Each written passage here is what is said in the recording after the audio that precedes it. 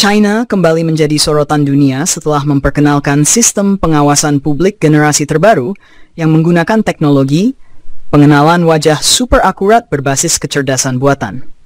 Sistem ini yang dikembangkan oleh perusahaan-perusahaan teknologi besar seperti Hikvision, SenseTime, dan McAfee diklaim memiliki akurasi identifikasi wajah yang mencapai 99,6%, bahkan di tengah keramaian dalam kondisi cahaya rendah atau ketika subjek mengenakan masker. Peluncuran sistem terbaru ini diumumkan secara resmi dalam Forum Keamanan Digital Nasional yang digelar di Shanghai awal bulan ini.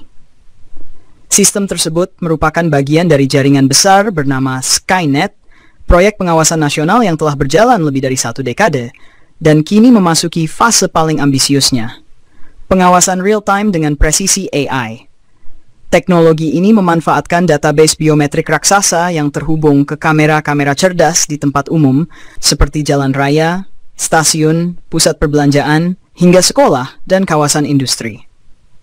Kamera-kamera tersebut tidak hanya menangkap wajah, tetapi juga menganalisis ekspresi, arah pandangan, bahkan pola berjalan seseorang.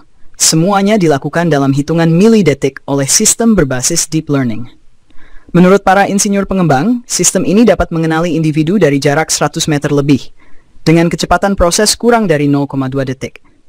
Bahkan wajah yang hanya terlihat sebagian atau tertutup 70% pun tetap dapat diidentifikasi dengan tingkat kesalahan yang sangat rendah.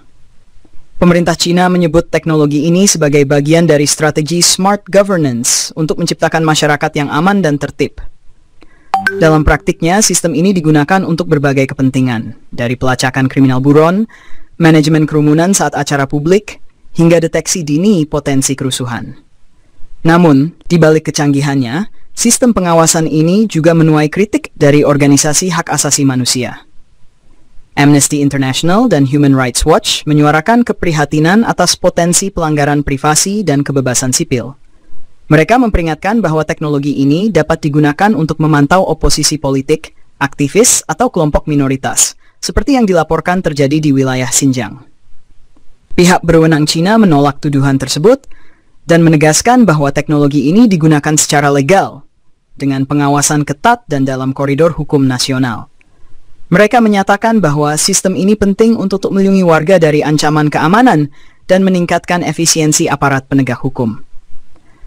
Sementara itu, sejumlah negara lain mulai menunjukkan minat untuk mengadopsi teknologi serupa.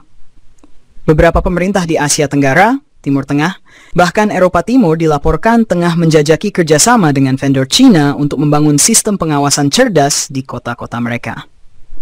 Dengan kemajuan teknologi pengenalan wajah berbasis AI, Cina sekali lagi menunjukkan bagaimana teknologi dapat digunakan untuk membentuk tata kelola sosial.